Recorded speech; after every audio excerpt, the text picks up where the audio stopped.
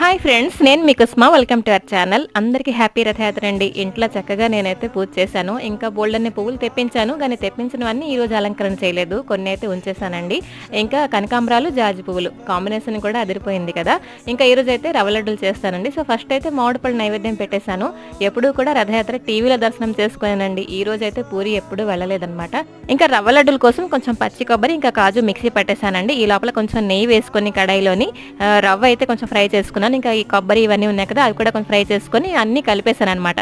కొంచెం చల్లారిన తర్వాత కొంచెం పచ్చకర్పూరం వేసానండి, కొంచెం పాలు వేసుకుంటూ అంతేనండి లడ్డూల్లా చుట్టేశాను అనమాట. ఈ రోజు లంచ్ కోసం నాకైతే పెద్ద టాస్క్ అనమాట. నా కోసం అరటి దవ్వ నువ్వులు పొడండి. ఇది కట్ చేయడం చాలా కష్టం అనమాట. బోల్డ్ అని నార్లు ఇవన్నీ వస్తుంటాయి కదా. సో అలాగే చిన్న చిన్న ముక్కలు కట్ చేసేసాను. ఇంకా ఈ లోపల రవ్వ లడ్డు రెడీ అయిపోయింది కదా, నైవేద్యం పెట్టేశాను అనమాట.